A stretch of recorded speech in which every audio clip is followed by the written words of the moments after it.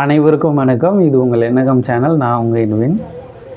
ரொம்ப அழகான மாலை பொழுது அப்படின்னா எந்த சத்தமும் கிடையாது, நிசப்தமான ஒரு சூழ்நிலை, அழகிய தென்றல் காற்று, கடல் அலைகளின் இந்த ஓசை, இது எல்லாமே ரொம்ப அழகாக இருந்துச்சு. அந்த சூழ்நிலையில் கடவுள் வாக்கிங் போயிட்டுருக்கார். அப்போது இவருக்கு முன்னால் கொஞ்சம் தூரத்தில் இருவர் ஃப்ளூட் வாசிச்சிட்ருக்காங்க. இந்த புல்லாங்குழல் வாசிப்பாங்க இல்லையா, அவங்க வாசிச்சிட்ருக்காங்க.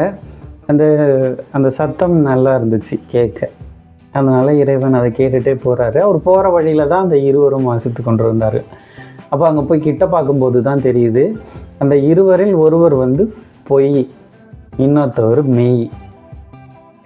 இறைவன் சும்மா போகாமல் ஒரு வார்த்தை சொல்லிட்டார். என்ன அப்படின்னா, அழகாக வாசிக்கிறீங்க அப்படின்னு சொல்லிட்டு முன்னாடி போயிட்டார். முன்னாடி போனதுக்கப்புறமா இவங்களுக்குள்ள பஞ்சாயத்து. அழகாக வாசிக்கிறீங்கன்னு சொன்னார், ஆனால் நான் வாசித்தான் அவர் அழகாக வாசிக்கிறேன்னு சொன்னார் அப்படின்னு சொல்லிட்டு போய், இல்லை அதுக்கு வாய்ப்பு கிடையாது, மெய்யான நான் நல்லா வாசித்தேன், அதனால தான் அவர் நல்லா இருக்குன்னு சொல்லிட்டு போகிறாருன்னு ரெண்டு பேருக்குள்ளே பஞ்சாயத்து. அடிச்சுக்காத குறை தான். இந்த பஞ்சாயத்தை நம்ம தீக்கணும்னு சொல்லிட்டு முன்னாடி ஒரு 10-20 அடி தள்ளி போயிட்ட இறைவனை திரும்பவும் போய், ஐயா நீங்கள் தெளிவாக சொல்லுங்கள், எங்கெல்லாம் யார் நல்லா பாடினா, சரி நல்லா ஃப்ளூட் வாசிச்சா அப்படின்னு கேட்டதுக்கு, அப்போது இறைவன் சொல்கிறாரு, இருவருமே நல்லா தானே வாசிச்சிங்க அப்படின்றாரு. சொல்லிவிட்டு திருப்பி போயிடுறாரு. இவங்க ரெண்டு பேரும் சூதாச்சு திருப்பி சண்டை போட ஆரம்பிச்சிட்டாங்க. திருப்பியும் இறைவன்கிட்ட போகிறாங்க. அப்போது தெளிவாக சொல்லிடுறாங்க, ஐயா ஒரு நிமிஷம் நாங்கள் சொல்கிறத கேளுங்கன்னு சொன்னோன்னே இறைவனும் அமைதியை கேட்குறத சொல்லுங்கள் அப்படின்னு சொல்லி. அப்போது மெய் என்ன சொல்கிறோம் அப்படின்னா, உலகத்திலேயே நான் தான் ரொம்ப சிறந்தவன், இவங்களோட சண்டை அந்த ஃப்ளூட் வாசிச்சதை தாண்டி ஒரு படி அதிகமாகவே போயிடுச்சுன்னு சொல்லலாம். யார் பெரியவன் அப்படின்ற அந்த கட்டத்தை தொட்டுருச்சு. அப்போது உலகத்திலேயே என்னை தான் நிறைய பேர் பேசுவாங்க, அதனால் என்னை புகழ்வாங்க அப்படின்னு சொல்லிட்டு மெய் என்ன பண்ணுறான் அப்படின்னா, தன்பால், அதாவது தான் சைடு இருக்கிற நியாயத்தை சொல்கிறான். என்ன தான் எல்லாரும் பாராட்டுவாங்க, அப்போ உலகத்தில் நான் தான் பெரியவன் அப்படின்னு மெய் சொல்கிறான்.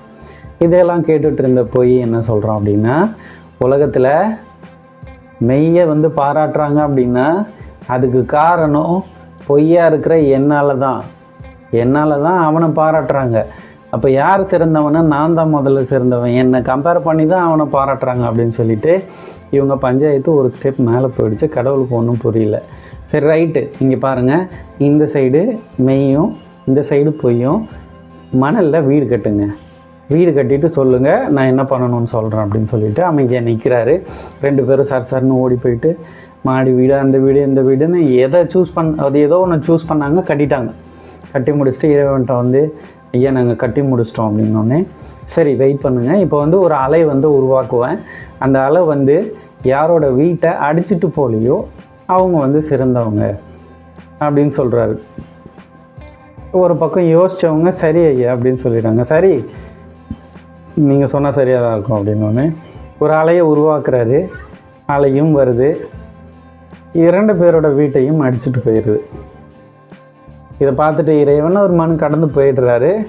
இவங்க ரெண்டு பேருக்கும் பதில் புரியல.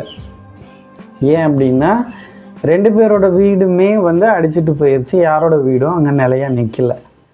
ஆக இறைவன் என்ன சொல்ல வந்தார் அப்படின்றத இந்த கதையின் மூலயமா நம்ம என்ன புரிஞ்சுக்கணும் அப்படின்றத நீங்கள் தான் முடிவு பண்ணணும்.